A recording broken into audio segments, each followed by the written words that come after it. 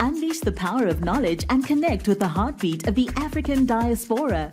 Download our African Diaspora News Channel app now on Google Play and Apple App Store. Stay informed with authentic and diverse perspectives, breaking news, and cultural insights. Immerse yourself in a community that celebrates unity, resilience, and progress. Experience the vibrancy of the diaspora at your fingertips. Don't miss out. Empower your perspective today. Search African Diaspora News Channel and join the conversation. It's not a good look for Kemi, says a British journalist. And we'll have to agree with him, because the way she's been moving has been creating a lot of backlash and chaos, and to the point where the vice president of Nigeria told her to change her name because of the way she was talking about Nigeria. But I believe this journalist made a great point. Watch this clip, we'll come back and discuss. Nigeria's vice president launches attack on Tory leader Kemi Badenoch. Kashim Shettima's comments follow criticism by the Conservative leader of the country where she grew up. What do you make of this diplomatic row, if you like?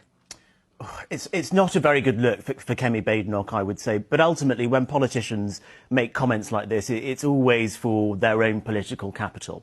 And I would say the comments of the Nigerian vice president very much buy into something which is happening in the Nigerian media, where there are lots of media figures who attack Kemi Badenoch. And so the Nigerian vice president has seen that and has decided that he wants to cash in on that anger for the way that she's speaking about the country that she grew up in after she was born in England.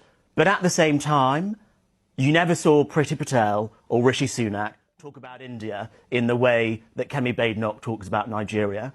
And I would simply say, if you are a Brexiteer and you're saying we need to be expanding our global trade beyond the European Union, we want to be looking at emerging markets for growth, fastest growing markets, don't slag off one of the fastest growing economies in Africa with one of the youngest populations that you have a personal link to. I mean, the Nigerian vice president told her to change her name.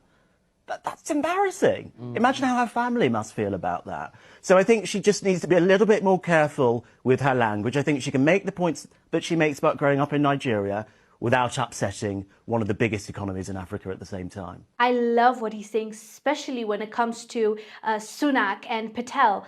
They never ever put down their own people from India or put down India in order to be uplifted where they are right now, right? They were high profile, high ranking government officials, and you know, they could have said anything. I mean, India is not perfect, right? Even if they wanted to say something, they could have. That's where they are from, but they chose not to. They talked about what they want to do, where they are, and basically did their job. Although even them, they faced a little bit of a pushback, it was never to this degree because they never degraded or put down their own people.